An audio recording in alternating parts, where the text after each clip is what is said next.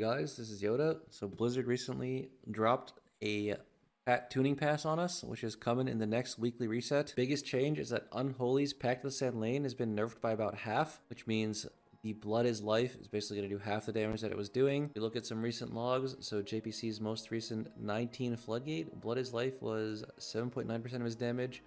So it would be like roughly a 4% nerf, maybe a little bit less to overall. In this key, I've seen a lot of keys where Blood is Life is doing way more damage. I think this is a pretty low roll run for him. I've seen it up to like 13-14%, so I would say the nerf is anywhere from 4 to 7% depending on your RNG that key. Raise Bomb buff and Army of the Dead Magus buff is kind of just the raid buff. You don't even take Raise Abomination in keys, and Army of the Dead Magus is a very, very small amount of damage. A little bit of decent amount of your single target. Like if you look at this log, Magus Frostbolt 0.35% of his damage, so it's not really going to be, this buff is not really going crazy. As far as the meta changes, I do feel like you may play Frost Decay now in some keys. People were already saying Frost Decay was potentially better in like Theater, Rookery, and maybe some other dungeons like Workshop. But Unholy Decay is really strong still, I would say, even after these changes. And one big thing is that DK utility is very useful this season, especially in Prior to Sacred Flame.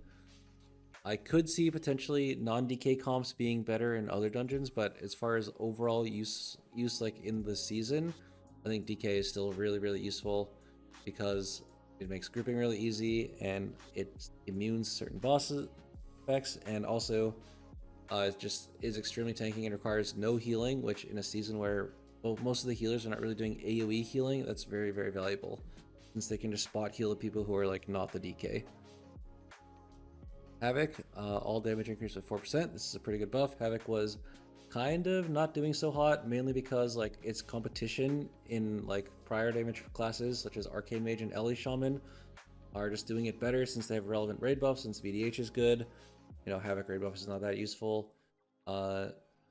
So Arcane Mage with a raid buff is super nice, and so is Ellie Shaman compared to Havoc. They're also range DPS, which just innately have an advantage in Mythic Plus, thanks to, you know, being able to play at range. A lot of melee punishing mechanics they don't have to deal with. So the Havoc buff is going to be pretty nice.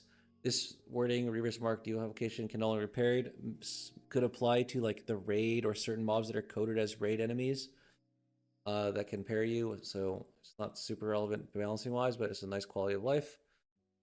Guardian, all damage increased by 5% is kind of crazy because Guardian damage was already very high in my opinion.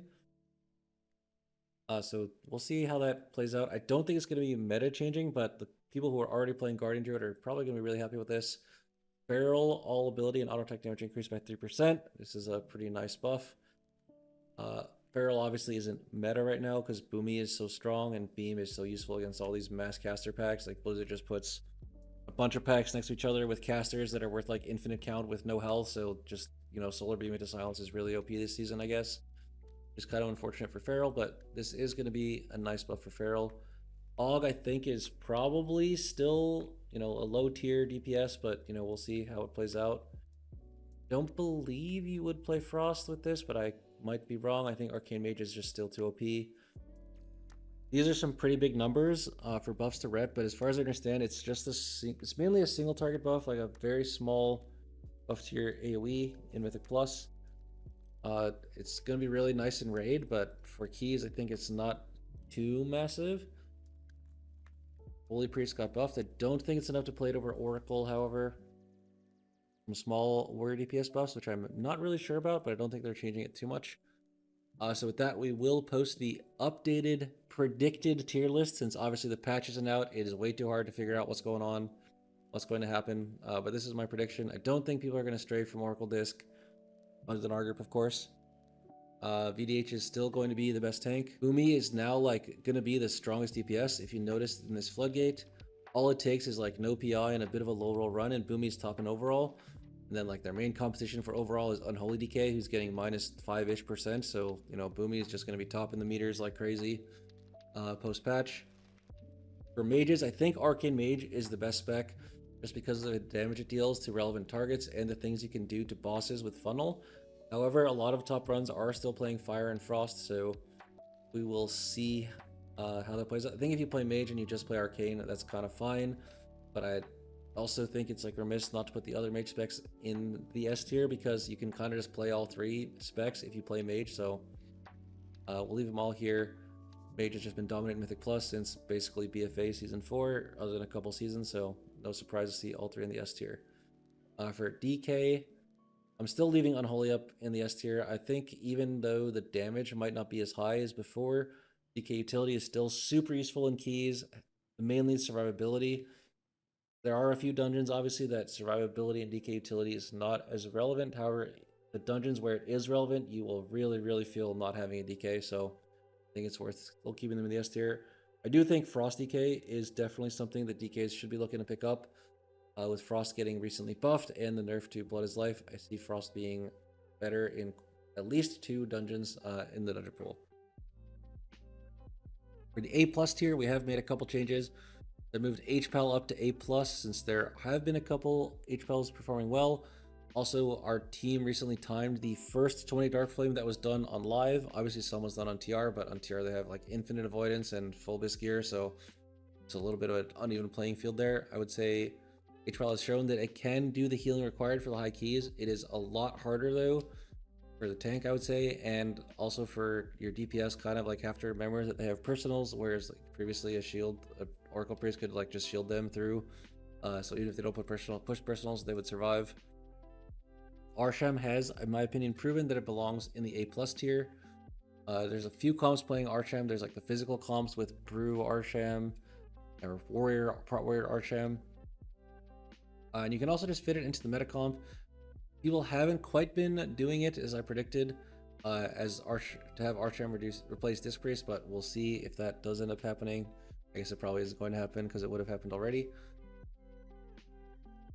Ellie and Enhance, in my opinion, are just outside the meta. Arcane Mage, in my opinion, is like way too OP right now. Probably can't replace it with Enhance, but Enhance has been doing really, really good damage, as kind of predicted. But we do leave it in the A+ tier since, you know, it's just not a mage. Like, mage is still doing the same or much higher damage sometimes, damage to the prio target, while having mass barrier and, you know, being immune to damage while they have their cooldowns, whereas Enhance, like, is a bit of a liability, survivability wise, and also doesn't have mass barrier, so unlucky on the utility department. Low roll class dev, sometimes it's like that. Hunter has been showing that it does a lot of good damage. However, obviously we are missing a raid buff. Like, we don't, Hunter's Mark is kind of fake. It only applies to 1 mob for some reason.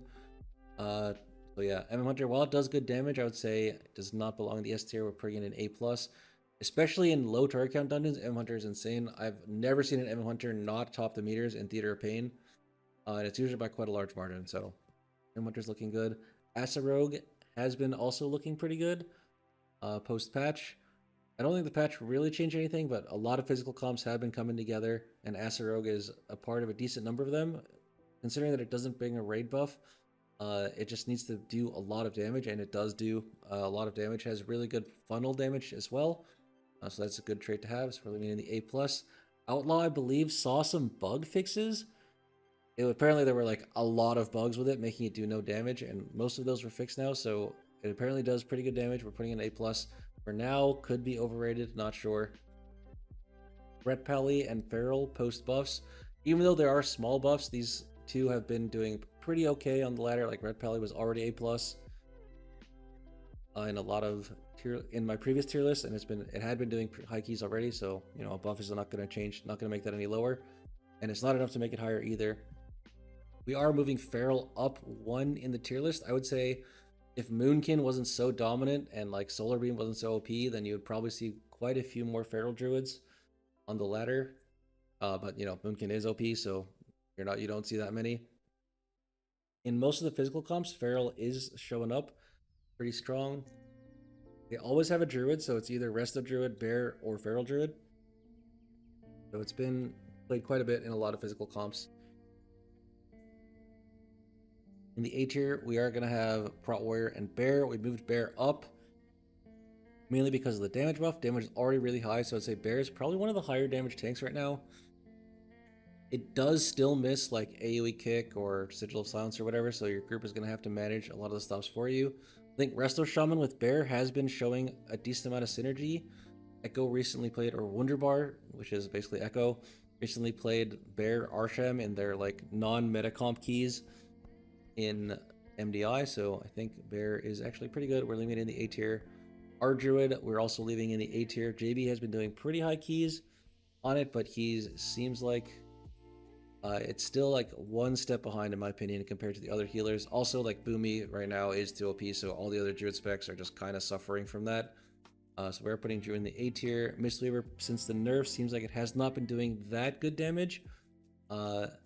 Even though it can mostly do the healing required to do these keys. So we're leaving it in the A tier. Warrior DPS, where I'm unsure how the buffs are going to play out, but we're leaving it in the A tier. In my opinion, it just doesn't fit as well into a lot of the comps. In my opinion, like Warrior is probably the best tank for the physical damage comp, which means that, you know, DPS Warrior doesn't really fit. But if you do end up playing a different tank like Brew, Bear, or even like Paladin or DK, Warrior does the Warrior Battle Shout is very useful. PM Hunter, we're leaving in A tier, nothing much changed. Sub Rogue, not much has changed. Windwalker, not much has changed, but there has been a Windwalker pushing, a couple of groups featuring Windwalker pushing really high. I think it's like with Rot Warrior, Disc Priest, Windwalker, Feral, and Enhanced Shaman. That group's been doing really well, does a lot of damage. Emo Lock, mostly unchanged, but we're leaving it in the A tier for now. Havoc with buffs, we're going to put in the A tier. Don't think it quite belongs in A+, mainly because VDH is meta right now. So it's hard to fit Havoc in the comp, but we are putting Havoc in the A tier.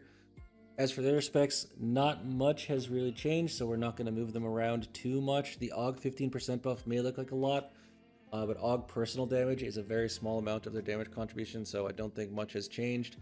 Blood Decay is still waiting for a champion to push high keys on it. With the Unholy nerf, it is going to be like a little bit more viable. But we'll see. Right now, it won't be me pushing Blood Decay again because my DK's gear, basically all my meaningful choices were made for Haste Mastery. I don't really want to recraft everything every time I want to try to push on Blood, so we're just leaving it like that for now. Also, I need to work on my Frost gear set apparently. So yeah, we're going to leave Blood Decay in the B tier until someone mans up and pushes higher keys with it. And that is going to be it for the tier list update. As a quick summary, the biggest change is the Unholy DK nerf, but I think the only thing that's actually going to happen is that people are just going to play like Frost DK in some keys instead of Unholy, and that'll mostly be it. And some of the high keys will be harder because you'll have less blood as life procs, but it is what it is. Or your blood as life procs will do less. Alright, thank you all for watching. Peace out.